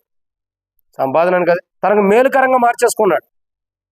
ఇప్పుడు బయెషా చేసింది ఏంటి? దేవుని దృష్టికి ఏం చేశాడు చెప్పండి? దేవుని దృష్టికి కీడు చేసిన వాడుగా, అంటే దుష్కార్యం చేసిన వాడుకుంటాడు. ఇప్పుడు అతడు చేసి అనేకులు ఏం చేస్తున్నాడు? పాపంలోకి నడిపిస్తున్నాడు. నడిచే వాళ్ళకి బుద్ధి లేదు, నడిపించేవాడికి బుద్ధి లేదు. ఇప్పుడు ఏమవుతుంది? ఆ పాపంలోకి నడిపించేవాడు వైపే వెళ్తున్నారు ప్రజలు. యేసు ప్రభు ఏమన్నాడు? నేనే మార్గమును సత్యమును జీవమును, నా ద్వారా తప్పక కూడా పరలోకానికి రాడన్నాడు. నీకు ఒక చక్కటి మార్గం దేవుడు వేసి పెట్టేశాడు ముందరే. నువ్వు పరలోకానికి వెళ్తానికి నీకు ఒక చక్కటి మార్గాన్ని దేవుడు సిద్ధపరిచాడు తన కుమారుడు ద్వారా. ఇదిగో ఈ శ్రేష్టకరమైన మార్గంలో వెళ్ళిపో, ఈ మార్గం నుండి తొలగిపోవద్దని. ఇంకా బైబిల్లో ఇంకో మాట ఉంది, ఏర్పరచబడిన వారిని సైతం కూడా మోసగించడానికి వచ్చిందంట సాతానుడు. ఎవరినండి? ఏర్పరచబడిన వారిని కూడా మోసం చేయడానికి వచ్చింది సాతానుడు. అంటే మనం దేవుని కొరకు ఏర్పరచబడి దేవుని మార్గంలో నడిచేటప్పుడు ఆ మార్గం నుండి పక్కదోవ తప్పించడానికి, ఆ మార్గం నుంచి పక్కగా నెట్టివేయటానికి, ఆ మార్గం నుండి తప్పు మార్గంలోకి వెళ్ళటానికి సాతానుడు మన దగ్గరికే వస్తాడు. ఇంకా సాతానుడు చూసేది ఏంటో తెలుసా? అసలు ఎవరిని పట్టుకుంటే త్వరగా దేవుని మార్గం నుంచి తొలగిపోతాడని చూస్తాడు. మొదట అక్కడ స్టార్ట్ చేస్తాడు. వారిని పట్టుకుని వారిని దేవుని మార్గంలో పడేసి, వాళ్ళ తర్వాత ఒక్కొక్కరిని అట్లా దేవుని మార్గంలో నుంచి ఏం చేస్తారు? పక్కకు పడేస్తారు. అంటే ఇక్కడ బయెషా చేస్తుంది తప్పే, మరి ప్రజలకన్నా తెలీదా? ఇప్పుడు దేవుడు ఐగుప్తు నుంచి తీసుకొచ్చినప్పుడు ఏం చేశాడు? ఇశ్రాయేలు ప్రజలు వారి ఎదుట ఈ గ్రంథాలు లిఖించబడి వారికి జ్ఞాపకంగా సూచనగా ఉండే కదా. ఇశ్రాయేలు ప్రజలు ఐగుప్తు నుంచి బయటకు వచ్చినప్పుడు వారు చేసిన పనులను బట్టి, వారి అవిధేయతను బట్టి 32వ అధ్యాయంలో చూడగా, నిర్గమాకాండంలో ఒక విగ్రహాన్ని తయారు చేసుకున్నప్పుడు దాని చుట్టూ సాగిలు పడుతున్నప్పుడు దేవుని కోపం రాలా? అంటే ఇది తప్పు అని ప్రజలకు తెలియదా? ఆల్రెడీ గ్రంథాలు లిఖించుండే కదా. గ్రంథం లేదా? మోషే ధర్మశాస్త్రం ఉంది కదా, రాసి ఉంది కదా. మరి రాసి ఉన్నప్పుడు ప్రజలు జ్ఞానం తెచ్చుకోవాలి లేదా? మరి ఇవన్నీ రాసి ఉండి ఇలా ప్రవర్తించాలి, ఇలా ఉండాలని కూడా తెలుసు. కానీ ప్రజలు ఎలా ఉన్నారు? వెళ్ళే మార్గాన్ని వెళ్తున్నారు. ఇప్పుడు చెప్పండి, నేను అన్నా కూడా తప్ప? నడిపించేవాడు బుద్ధి లేదు, నడిచేవాళ్ళకి ఏం లేదు, అంతకంటే అజ్ఞానం లేని వాడు ఉంటారు. ఇప్పుడు బయెషా చెడ్డ మార్గంలో వెళ్తున్నాడు. వాళ్ళు చెప్పాల్సింది ఏంటయ్యా? బైబిల్లో ఇలా ఉంది కదా, సత్యవేద గ్రంథంలో ఇలా ఉంది కదా, దేవునికి యొక్క గ్రంథంలో ఇలా ఉంది కదా, మోషే రాసిన గ్రంథంలో ఇదిగో విగ్రహారం చేయొద్దని ఉంది, ఇలా ఇలా అపవిత్రమైన పనులు చేయొద్దని ఉంది, దేవుని వాక్యం ఇలా ఉంది కదా అని మరి ఎందుకు చెప్పలేకపోయారు? తెలియకుండా ఉండిద్దా? ప్రతి ఒక్కరూ తెలుసు కదా. తెలిసినప్పుడు మరి ఎందుకు చేయట్లా?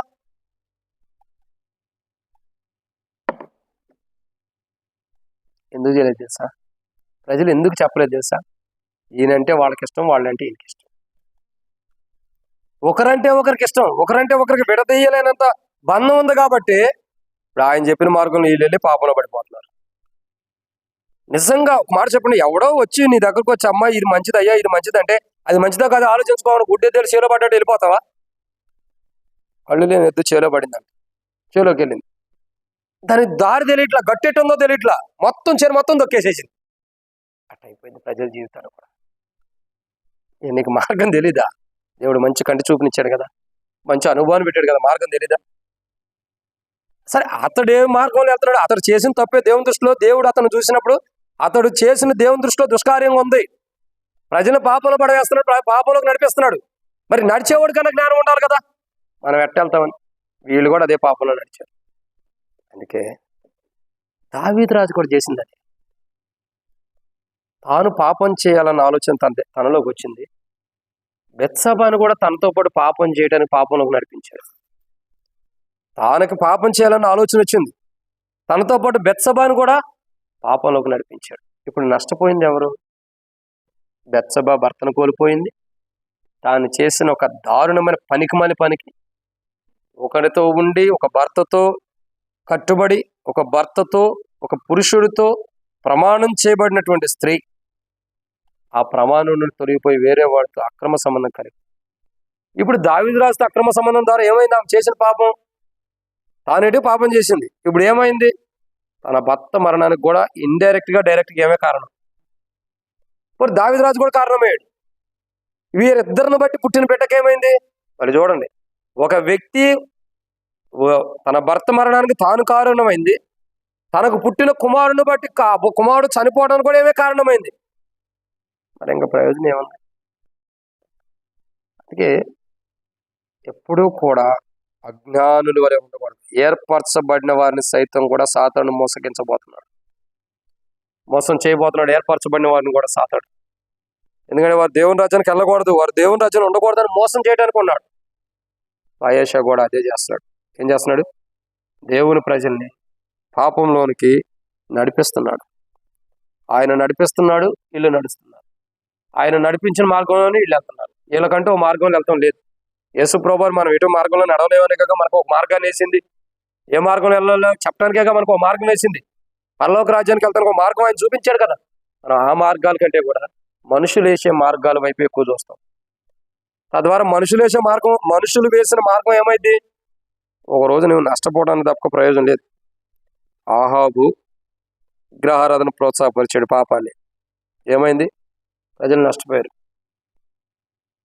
తర్వాత మనష్షే ఏం చేశాడు? పడిపోయిన వాటిని వద్దనుకున్న వాటిని మరలా తిరిగి కట్టుకుంటున్నాడు, నష్టపోతున్నాడు. బయెషా ఏం చేస్తున్నాడు? పాపంలోకి అనేకులు నడిపిస్తున్నాడు, తాను పోయింది కాకుండా నష్టపోవటమే. మనం దేవుని దృష్టిలో దుష్కార్యం అంటే దేవుడు మనం చూచినప్పుడు మనం చేసిన పనులు చెడుగా ఉన్నాయంటే దేవుడు ఖచ్చితంగా మన ప్రార్థన వినడు. నాటి దినాల్లో ఇలాంటి అనుభవాలు ఈ అనుభవాలు కలిగి దావీదురాజు ప్రార్థన చేస్తున్నాడు.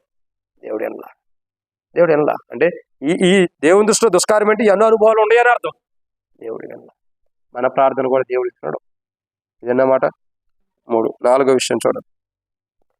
2వ దినవృత్తాంతముల గ్రంథం 36వ అధ్యాయం.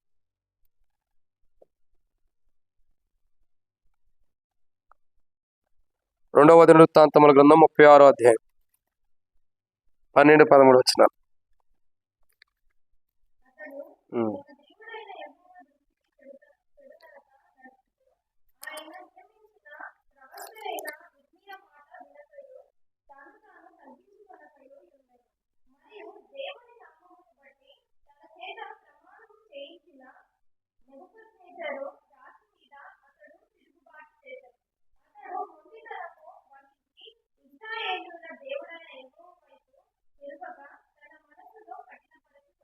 బా చూడండి, ఎవరైనండి? ఎవరో చెప్పండి. ఇక్కడే ఉంది కదా, సిద్కియా ఏలన ఆరంభించినప్పుడు 21 ఏండ్ల వాడే యెరూషలేములో 11 సంవత్సరం నేను. అతడు తన దేవుడైన యెహోవా దృష్టికి చెడు నడుచుచు. కానీ ఇక్కడ మనం గమనించాల్సిన కోణం, సిద్కియా ఇతడు చేసిన పని ఏంటి అని అంటే రాజ్యాన్ని నాశనం చేసుకున్నాడు. ఏం చేశాడండి? ఎందుకు నాశనం చేసుకున్నాడు అని అంటే, ఎందుకు చేసుకున్నాడండి రాజ్యం నాశనం అంటే? దేవుని దృష్టిలో చేసిన దుష్కార్యం. అతడి గురించి రాయబడుతున్న మాట ఏంటంటే, అతడు మొండితనం వహించి ఇశ్రాయేలీయుల దేవుడైన యెహోవా వైపు తిరగక తన మనసును కఠినపరుచుకోనేను. ఏం చేశాడు? మొండితనం. అదే నేను అప్పుడప్పుడు చెబుతా. నేను పట్టుకున్న కుందేలకు ఎన్ని కాళ్ళు? ఎన్ని ఉన్నాయి? 3 ఉన్నాయి అంట.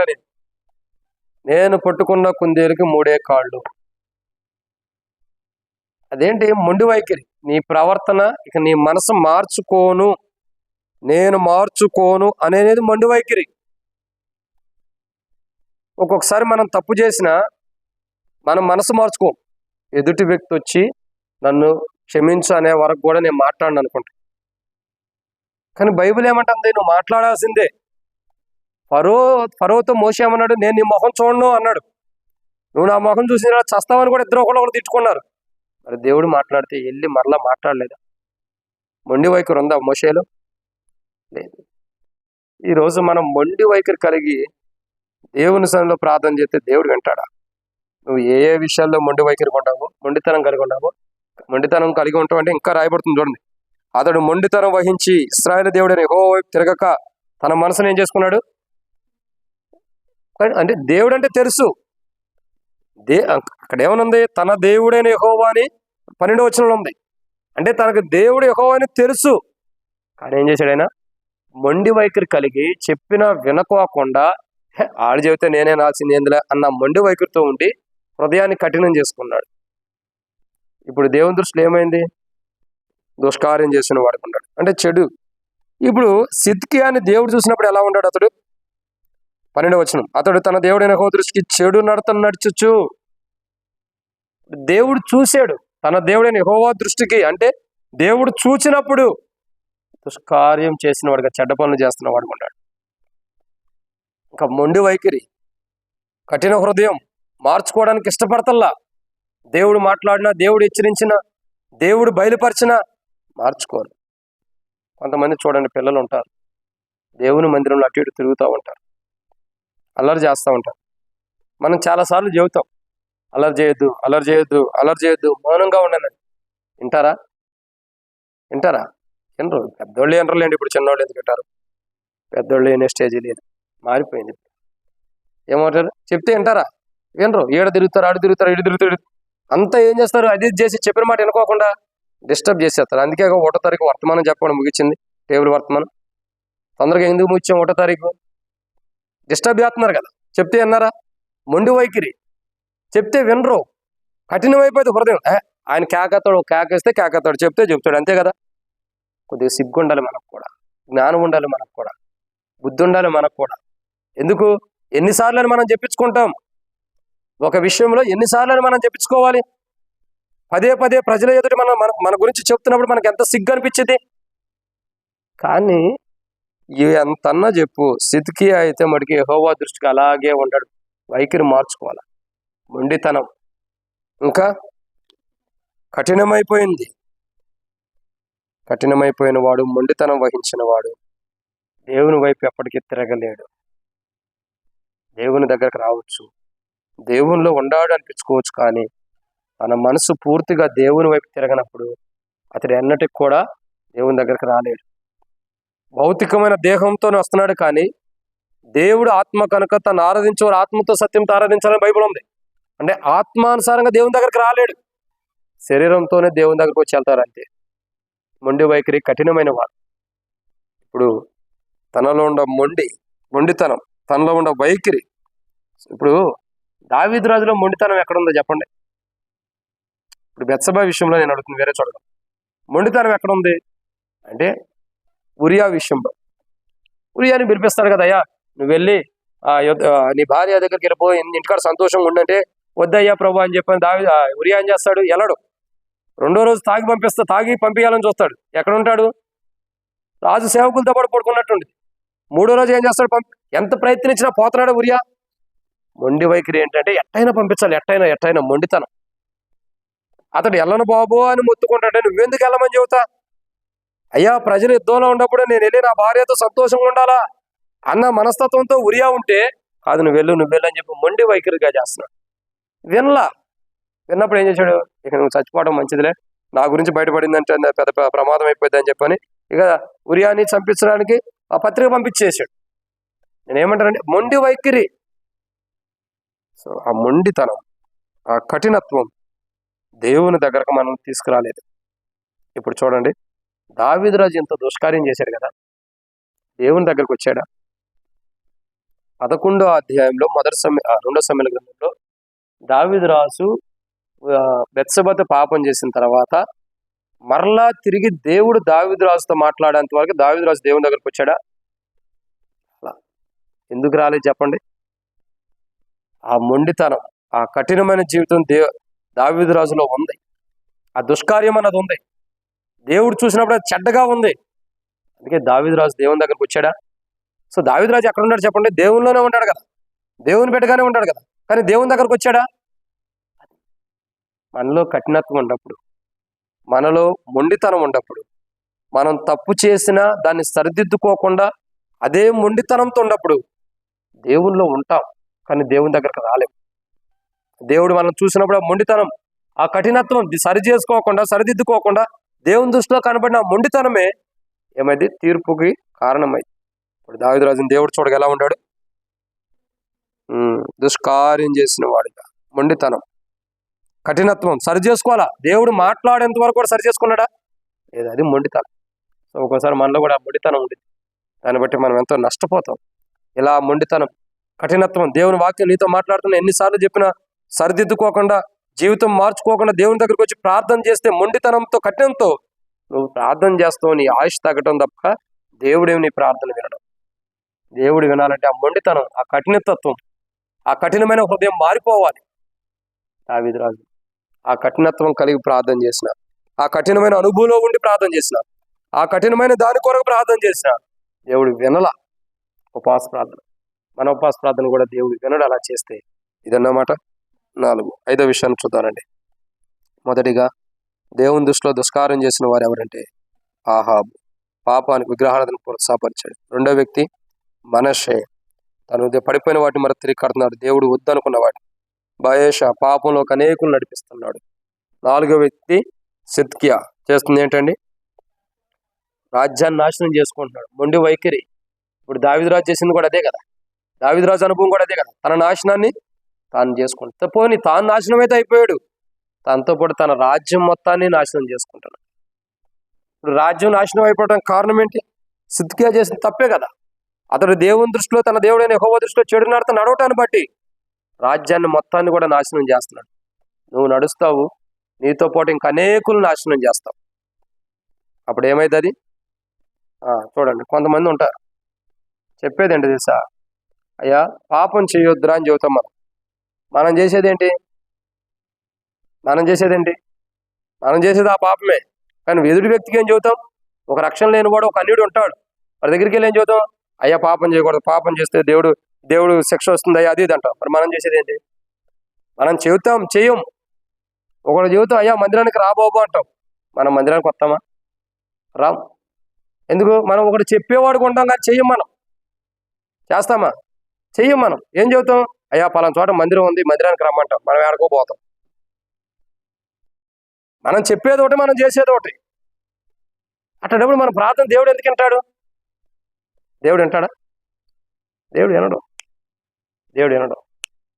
మనం చెప్పేది ఒకటి, మనం చేసేది ఒకటి, కానీ మనకు మంచిది అనిపిస్తుంది. అది దేవుని దృష్టిలో అది మంచిది, దేవుని దృష్టిలో అది మంచిది కాదు. ఒక చోట ముగ్గురు ఉన్నారు. ఆ ముగ్గురులో ఒక ఇద్దరు వేరు, ఒకడు వేరు. అయితే ముగ్గురు ఒక చోట అనుకోకుండా కూర్చుని మాట్లాడుకుంటున్నారు. రక్షించబడిన వారు ఇద్దరు, రక్షించబడిన వారు ముగ్గురు కానీ ఒకడు కొత్తగా రక్షించబడ్డాడు, రక్షణ పొందున్నాడు, రక్షణ అనుభవం ఉన్నాడు. ఇద్దరు అంటారు, అయ్యా నువ్వు దేవుని నమ్ముతున్నావు, మంచివాడు అయ్యా, పలానా చోట మందిరం ఉందని రమ్మంటాడు. ఆయన ఏమంటాడు? ఇదిగో కొత్తగా రక్షించబడినవాడు, నాకు ఈ దగ్గరలో మందిరం ఉంది, నేను వెళ్తానంటాడు. లేదా నాకు అక్కడ వాక్యం నచ్చింది, నేను వెళ్తానంటాడు. ఈ మిగతా ఇద్దరులో ఉండేవాళ్ళు ఏమంటారు తెలుసా? ఆడకెందుకు వెళ్తావు, మా దగ్గరకు రా, లేదా ఇది ఇక్కడికి వెళ్ళి అని చెబుతున్నారు. ఇప్పుడు అతను రక్షించబడినందుకు సంతోషించాలా, ఇలా వితండవాదనానికి ఆయన బాధపడాలా? చెప్పండి. వీళ్ళిద్దరిలో ఒక్కడు కూడా సరిగ్గా మందిరానికి వెళ్ళేవాడు కాదు. మళ్ళీ ఒక్కడు కూడా రక్షించబడ్డారన్న పేరే, సరిగ్గా మందిరానికి వెళ్ళరు. కానీ చెప్పేది ఏంటి? అక్కడ మందిరం ఉంది, ఇక్కడ మందిరానికి వెళ్ళి, అక్కడికి వెళ్ళి. మరి నువ్వు ఎక్కడికి వెళ్తా? నీ ఇష్టం వచ్చిన దానికి నువ్వు వెళ్తావు. నువ్వు ఎదుటి వ్యక్తికి నువ్వు అక్కడికి వెళ్ళి అని చెప్తావు. నువ్వు వెళ్ళేది నీ ఇష్టం వచ్చినప్పుడు వెళ్తున్నప్పుడు దేవుడు నిన్ను ఎలా ఇష్టపడుతున్నాడు? అది మొండి వైఖరి కదా. నువ్వు చెప్పేది ఒకటి, చేసేది ఒకటి కదా. చేసేది ఒకటే కదా. అంటే అలాంటి అనుభవం ఉన్నప్పుడు దేవుడు వింటాడా మరి ప్రార్థన? చెప్పండి. ఎట్టుందంటే, గుడ్డోడు ఉన్నాడు, ఆ గుడ్డోడిని పైకి లేపి, ఆడు పైకి లేచిన తర్వాత అయ్యా ఈ మార్గం వెళ్ళాలని మనం చెబితే, అయ్యా నేను ఈ ఇంటికి వెళ్ళాలంటే కాదు, ఆ ఇంటికి కాదు, ఈ ఇంటికి వెళ్ళి ఈ మార్గం వెళ్ళాలని మనం నడిపిస్తున్నటువంటిది. మనం చేసేది తప్పు. మనమే మందిరానికి సరిగ్గా రాము, మనమే మందిరంలో సరిగ్గా ఉండము, ఇంకా అనేకులు మందిరానికి రాకుండా కూడా ఆపేస్తాం. అక్కడికి వెళ్ళి అని చెబుతాం. మనం వెళ్ళేది కూడా అంతే ఉండిద్ది. మనం మొండి వైఖరి మారాలి. చెప్తున్నామంటే చేయనప్పుడు చెప్పవు దేవుడికి కూడా. ఎవడు ఇష్టం వచ్చింది ఆడు ఉంటాడు. చాలామంది మొండి వైఖరి ఉండదు, జీవితం మార్పు ఉండదు, నాశనం చేసుకుంటున్నాం, సమస్తాన్ని నాశనం చేసేసుకుంటాం మన జీవితాన్ని. ఎంతగా దారుణమైపోయామంటే ఎదుటి వ్యక్తి ఆత్మీయ జీవితాన్ని నష్టపరచడానికి కూడా ఎంతకైనా దిగజారిపోతారు. అంతగా దారుణమైపోయింది నేడు దినాల్లో క్రైస్తవ జీవితం. అందరూ కాదు, కొందరు. సరిదిద్దుకోవాలి మన జీవితాలు, సమకూర్చుకోవాలి మన జీవితాలు. ఒక్కసారి వెనక్కి తిరిగి చూసుకో, నేను ఆ క్రైస్తవ జీవితం ఎంతవరకు నాశనం అయిపోతున్నాను, మనం ఎలాంటి దుష్కార్యంలో పడిపోతున్నాం, ఎలాంటి దుష్కార్యం కలిగి మనం ప్రవర్తిస్తున్నాం అన్నది ఒక్కసారి వెనక్కి తిరిగి ఆ మొండి వైఖరిని సరిదిద్దుకుంటే ధన్యులు. ఒక్కసారి వెనక్కి తిరిగి నిన్ను నువ్వు పరీక్షించుకో ప్రియ సహోదర సహోదరి. నన్ను నేను పరీక్షించుకుంటా, నిన్ను నువ్వు పరీక్షించుకో. మన మొండి వైఖరి ఎలా ఉంది ఒక్కసారి వెనక్కి తిరిగి ఆలోచించు. నీ పూర్వ క్రైస్తవ జీవితాలు ఎలా ఉండవు, ఇప్పుడు ఎలా ఉందో పరీక్షించుకో. ప్రజలు కూడా అంతే, మార్పు లేదు. రాజ్యాన్ని నాశనం చేసుకుంటూ, జీవితాన్ని నాశనం చేసుకుంటూ దేవుని దగ్గరకు వచ్చి ఉపవాస ప్రార్థన చేస్తే దేవుడు వింటాడా? వినడు. అలాగే ప్రార్థన చేస్తున్నారు. నీ జీవితాన్ని నువ్వు నాశనం చేసుకున్నప్పుడు దేవుని దృష్టి అది దుష్కార్యంగా ఉంటుంది. అట్లు నువ్వు ప్రార్థన చేసిన దేవుడు వినడు, నీవైనా నేను ప్రార్థన చేస్తే. ఇది 4. 5వ విషయం ఏంటి? 2వ రాజుల గ్రంథం 21వ అధ్యాయం. 2వ రాజుల గ్రంథం 21వ అధ్యాయం.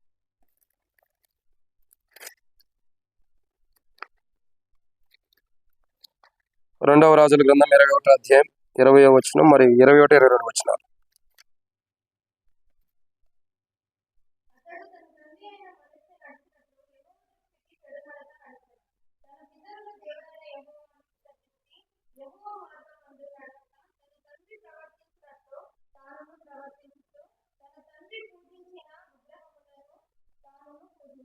చాలా ఇక్కడ విషయం ఏంటంటే, ఎవరు ఈ వ్యక్తి? ఎవరు చెప్పండి? ఎవరండి? 19వ వచనం. ఆమోను. ఎవరు? ఆమోను అనే వ్యక్తి తన జీవితంలో దేవుడు చూడగా ఆ వ్యక్తి దేవుని దృష్టిలో దుష్కార్యం చేసిన వాడు. ఇతడి గురించి వ్యాఖ్యానంలో ఏముందంటే, అసలు పశ్చాత్తాపం అనేదే పడని వాడు. ఎలాంటి వాడు? చేసిన తప్పుని పశ్చాత్తాపడతాను కూడా ఇష్టపడ్డంట. వ్యాఖ్యానంలో ఎలా ఉంది, ఎంత దారుణమో చూడండి. ఒక తప్పు చేసినప్పుడు పశ్చాత్తాపడతామా లేదా? నేను ఈ తప్పు చేశాను ప్రభు అని ఎదుటని దేవుని ఎదుట చేసిన తప్పును పశ్చాత్తాపడతాం లేదా? ఎందుకు ఈ తప్పు చేశాను ప్రభు అని పశ్చాత్తాపడతాం లేదా? కానీ ఇతడు అసలు పశ్చాత్తాపమే పడనంట, పశ్చాత్తాపడతాను కూడా ఇష్టపడనంట ఆయన. చూడండి ఆమోను ఎంత దారుణంగా ఉన్నాడు.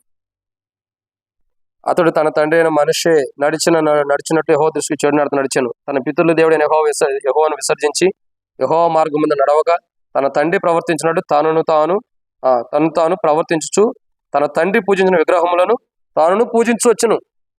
అర్థమవుతుందండి? తాను ప్రవర్తించుచు తన తండ్రి పూజించిన విగ్రహములను తాను పూజిస్తున్నాడు. అంటే తండ్రి మార్గంలో వెళ్తున్నాడు. ఇంకేం చేస్తున్నాడు చూడండి. ఆమోను సేవకులు అతని మీద కుట్ర చేసి అతని నగరం ముందు అతన్ని చంపినాడు. దరిద్రం పోయింది. పశ్చాత్తాపడటానికి ఇష్టపడినప్పుడు చివరికి ఏమైంది? ఆమోను సేవకులు ఆమోను మీద చేసి ప్లాన్ చేసి ఆమోను చంపేసేసారు. సరే, అతను చచ్చిపోయిన దానికి మనకు సంతోషం అని కాదు కదా సుమి. విషయం ఏంటంటే, పశ్చాత్తాపడటానికి కూడా పడనటువంటి వాడు. మనం ఒక తప్పు చేస్తాం, దాని విషయంలో పశ్చాత్తాపడం. అసలు పశ్చాత్తాపడనే మనసు ఉందంటే అది క్రీస్తు యొక్క మనసు కాదు. ఒక తప్పు చేసామంటే దాని విషయంలో పశ్చాత్తాపం మనకు లేదంటే అది క్రీస్తు యొక్క మనసు కాదు. ఇప్పుడు సాతానుడు ఏం చేశాడు చెప్పండి? యెషయా గ్రంథంలో మనం చూస్తాం 14:15 దేవుడు ఏమనుంది? మహోన్నతుడితో నేను సమానంగా చేసుకుందును, ఇంకా ఉత్తర పర్వత శిఖరం మీద ఏం చేస్తానంటున్నాడు? ఉత్తర పర్వతం మీద నేను సింహాసనం వేసి కూర్చుంటాను అంటున్నాడు. ఇంకేమంటున్నాడు అయ్యగారు? చదవండి.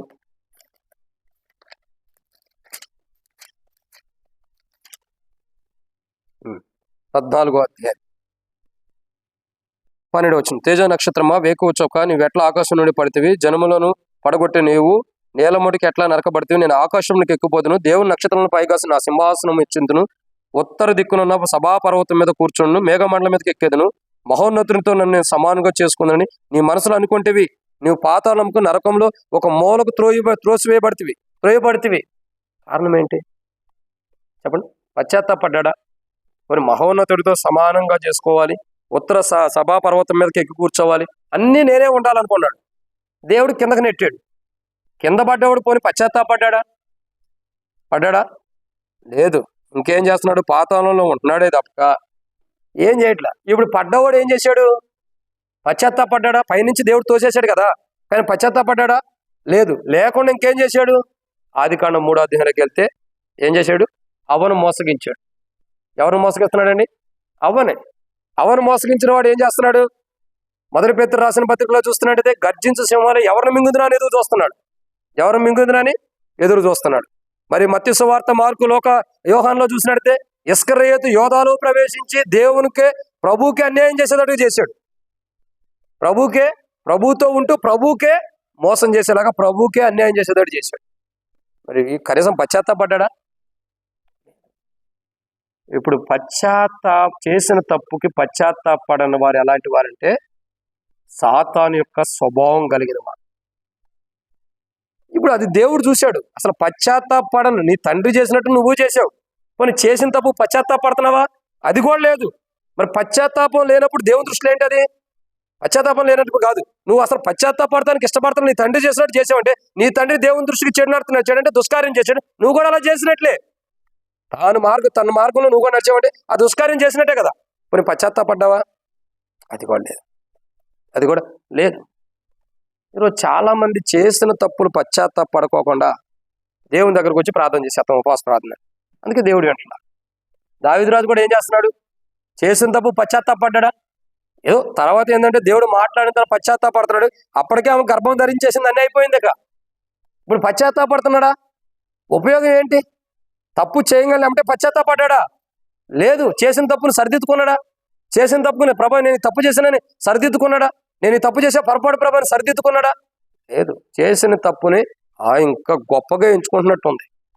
నేనేం తప్పు చేయాలా, నేనేం పాపం చేయాలా, నేనెందుకు చేశాను, నేనెందుకు సమాధాన పడాలి, నేనెందుకు సరిదిద్దుకోవాలి, నేనెందుకు క్షమాపణ అడగాలి, నేనెందుకు జీవితం మార్చుకోవాలి?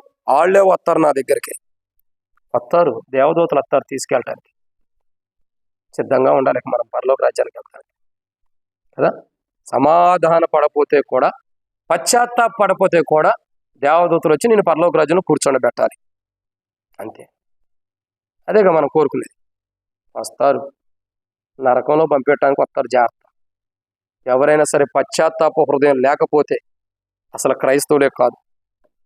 చేసిన తప్పు విషయంలో పశ్చాత్తాపడకపోతే వాళ్ళు అసలు దేవుని బిడ్డలే కాదు, దేవుని స్వభావం వాళ్ళలో లేనట్లే. ఎవరైనా ఒక తప్పు చేసినప్పుడు దాని విషయమే పశ్చాత్తాపడినప్పుడు అది క్రీస్తు యేసు యొక్క మనసు కాదు. ఇప్పుడు దావీదు రాజుకి దేవుడు చెబుతున్నాడు, దావీదు రాజా నీకు అర్థం కాలేదు కదా నువ్వు చేసిన తప్పు, ఇలా తప్పు చేసావన్నప్పుడు చివరిలో దేవుడు మాట్లాడినప్పుడు ఇప్పుడు దావీదు రాజు ఏం చేస్తున్నాడు?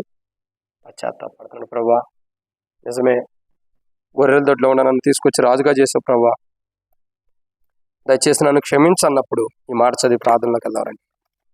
దావీదు రాజు ఒక చక్కటి పశ్చాత్తాపంతో కూడిన మాట పలుకుతాడు. 2వ సమూయేలు గ్రంథం 12వ అధ్యాయం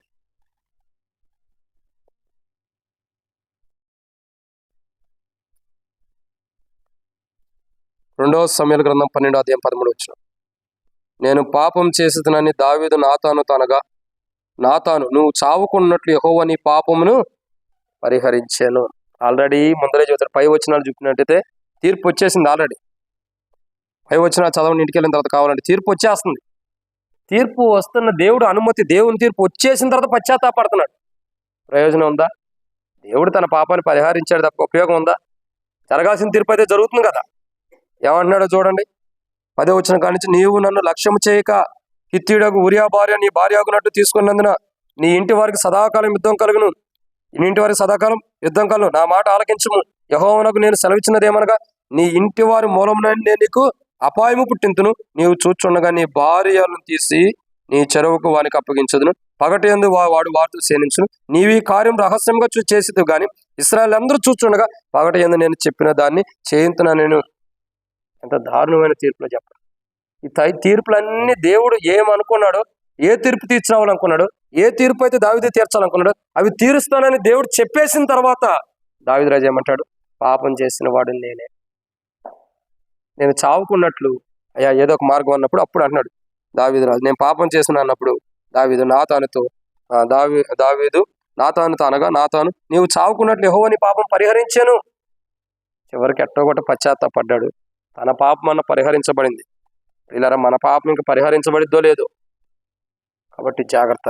పశ్చాత్తాపడటానికి కూడా ఆమోను ఇష్టపడలేదు. సో మనం కూడా అంతే, అమ్మోను వలి మనం కూడా పశ్చాత్తాపడటానికి ఇష్టపడకపోతే ఒకరోజు మన పాపము మూట కట్టబడి ఉండేది. అందుకే ఎప్పటికప్పుడే చేసిన తప్పులు ఏం చేయాలా?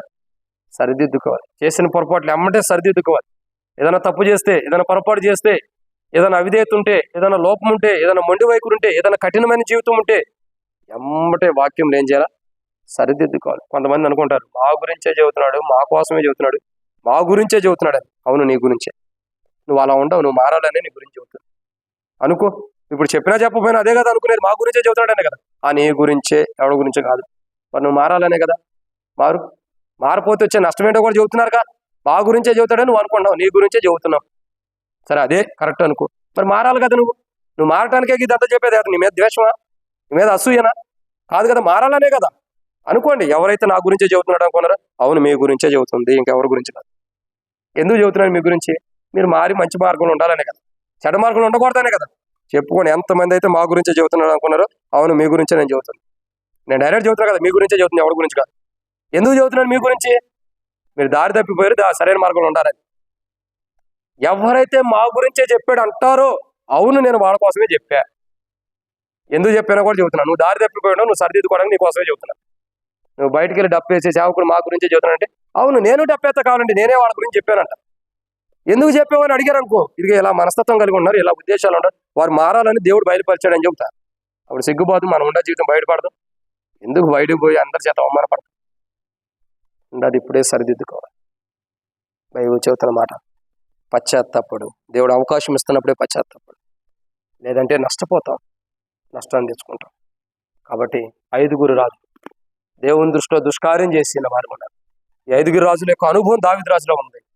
ఉపవాస ప్రార్థన చేసిన దేవుడు వినటానికి ఇష్టపడాలి. ఏంటో అనుభవం? మొదటిగా విగ్రహారాధన ప్రోత్సహించింది, పాపం చేయడానికి ప్రోత్సహించిన అనుభవం.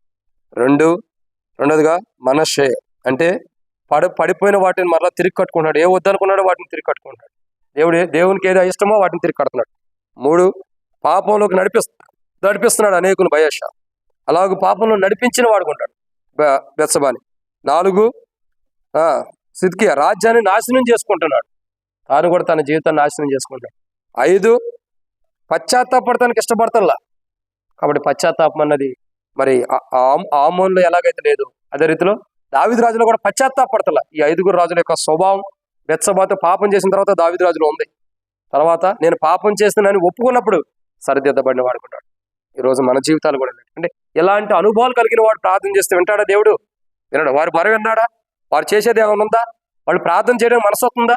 లేదు. చేసిన పైనే మనం కూడా ఈ 5 రాజుల వల్లే ఉండి ప్రార్థన చేస్తే దేవుడు మన ప్రార్థన వినడు. ఇది దుష్కార్యం. దేవుని దృష్టిలో దుష్కార్యం చేసి దేవుని సందుకు వచ్చి ఉపవాస ప్రార్థన చేస్తే ఈ 500 అనుభవం, దుష్కార్యం అంటే 500 అనుభవం కలిగిన వాడు, 500 అనుభవం కలిగిన జీవితం మనలో ఉండి మనం ప్రార్థన చేస్తే దేవుడు వినడు. మన జీవితాలు సరిదిద్దుకుని, మనం పాపం చేసామని ఒప్పుకుని, మన తప్పులు సరిదిద్దుకుని, దేవా నేను పాపం చేశానని సరిదిద్దుకుని దేవుని దగ్గరికి వచ్చి ప్రార్థన చేస్తే అప్పుడు దేవుడు అంటాడు మన ప్రార్థన.